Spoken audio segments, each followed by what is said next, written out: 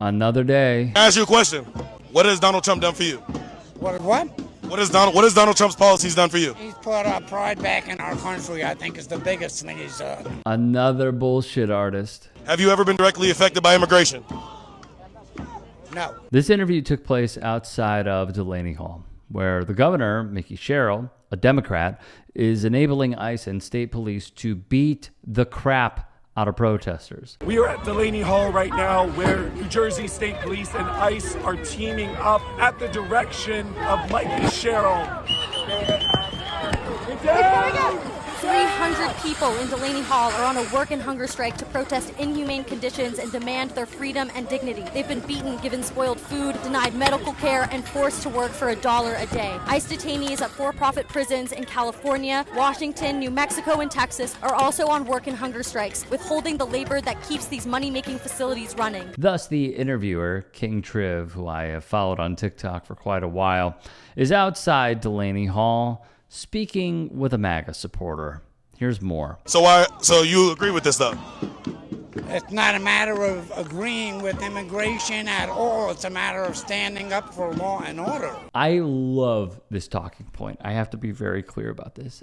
I love it. President Trump issued roughly 1,500 pardons on his first day in office and commuted the sentences of 14 of his supporters in connection with the January 6th insurrection.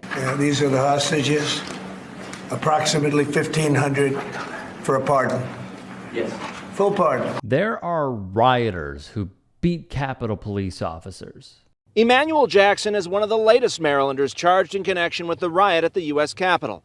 Federal prosecutors say he was one of the first to enter the building and repeatedly struck police officers with a metal baseball bat. There's even a video of a rioter named Peter Francis Steger who used a flagpole to hit Capitol Police officers. Remember Officer Daniel Hodges, wedged between a door and assaulted by rioters? Yeah, I do.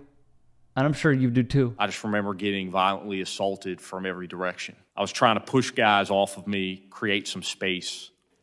All the while, I recognized the fact that there were individuals that were trying to grab a hold of my gun. I remember one of them distinctly lunging at me time and time again, trying to grab my gun. And I heard people in the crowd yelling, "Get his gun, kill him with his own gun," and words to that effect. But yet they tortured me. They beat me.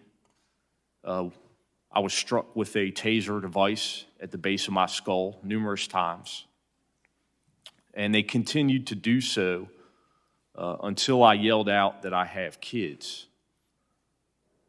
And I said that hoping to appeal to some of those individuals' humanity. And yet this is the result of the January 6 rioters. In turn, they got off because of the, quote, law and order president. President Trump just pardoned a reality TV show couple that had been convicted of fraud. They had both been serving sentences since the summer of 2022. They were convicted of attempting to a conspiracy to defraud banks, other tax crimes as well. What the government had said during this case is that the Chrisleys spend the money on luxury cars, designer clothes, real estate, and travel, and use fraudulent loans to pay back old ones. After spending all the money, Todd Chrisley filed for bankruptcy and walked away with more than $20 million of those fraudulently obtained loans. I think what we have here, Chris, is we have brazen corruption at the highest level of the Justice Department. Last year, the amount of pardons Donald Trump gave out cost crime victims and taxpayers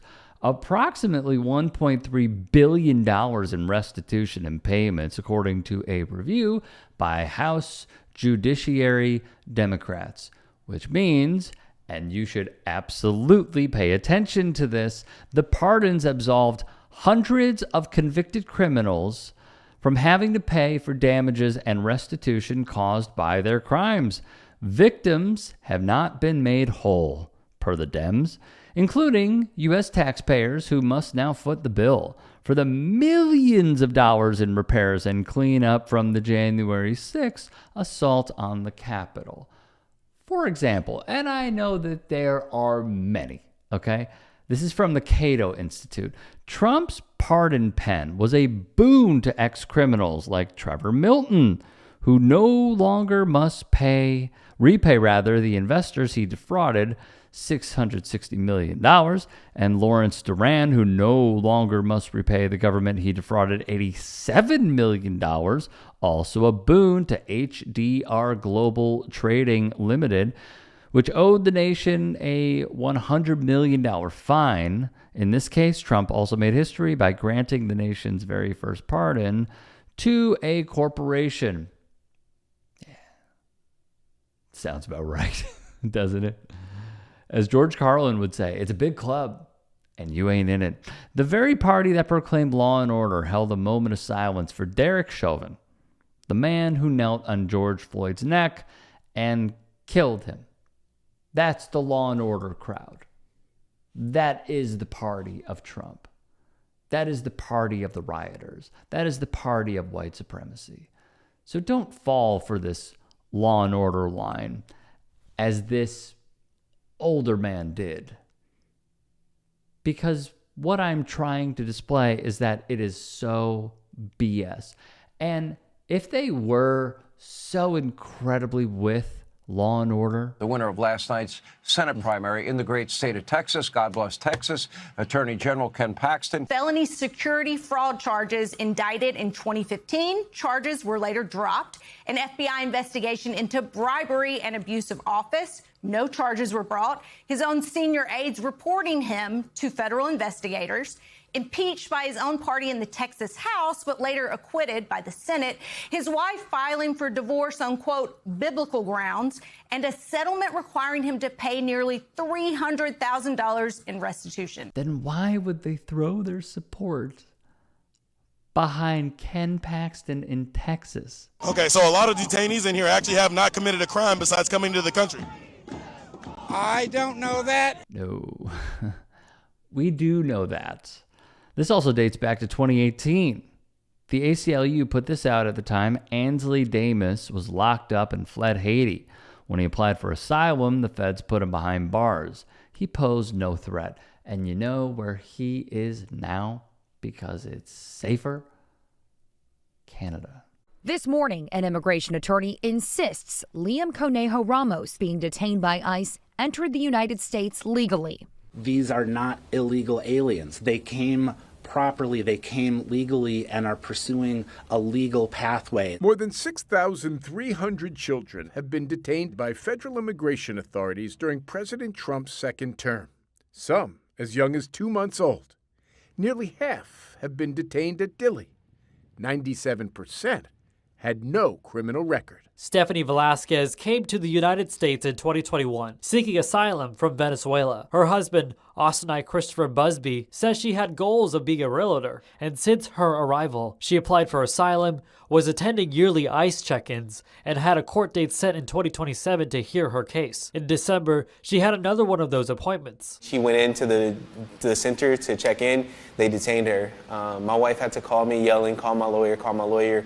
They're detaining me. Busby said he's not sure why they detained her. She doesn't have any tickets, any criminal history. She doesn't even have anything negative on her credit report. This is easily disproven, and I will show it to you. The American Immigration Council concluded in January 2026, via their own report, that arrests of people with no criminal records surged by 2,450% in Trump's first year, driven by increases in tactics like at-large arrests, roving patrols, worksite raids, and rearrests of people attending immigration court hearings or ICE check-ins. The percent of people arrested by ICE and held in detention with no criminal record rose from 6% in January to 41% by December. Asylum you're talking about? Well, when you get overrun by 12 million people, it's awfully hard to do that. How do you know 3 million people came into this country illegally? 12 million is the number. How do you know that? That's what number the American people have been provided with. Let's pause here. Can't cite a source. Can't tell us who said it. What outlet?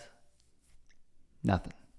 Just pure rambling. Okay, so the American people have also been provided with information that most people in detention centers have not committed a crime. That's true, unless they're illegal. Being illegal is committing a crime. Thank you for your time. Let's be very, very clear about this. Being undocumented is not a crime. If you're an illegal, you deserve to be deported. Why? You committed a crime. What's the crime? You're illegal. Actually, that's just a civil violation. Yeah, but they're taking our jobs. Oh, you work in construction? No. Food service? No. Oh, you're a farmer. No, I'm not. So they're not taking your jobs. I'll make this easier. They come in the country illegally. They stay here illegally. They work illegally, and they don't pay taxes. They actually paid about $96 billion in taxes in 2022. But they're hiding crime. According to what statistic? I don't know. Just say you don't like them because you're racist. I don't like them because I'm racist. Okay, good job. From the ACLU once more. Undocumented presence alone is not a violation of federal criminal law. They add a line for the MAGA crowd. Thus, many believe that the term illegal alien, which may suggest a criminal violation, is inaccurate or misleading. Even progressive lawmakers have put out YouTube shorts to try and clear the air.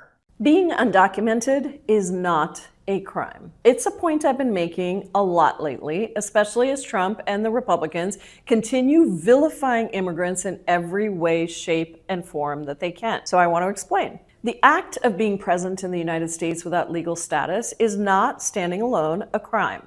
Many undocumented individuals entered the United States on a visa and then overstayed once that expired. That violation is a civil offense, not a criminal one. That's exactly why immigrants are supposed to be held in, quote, civil detention facilities, not in punitive prisons.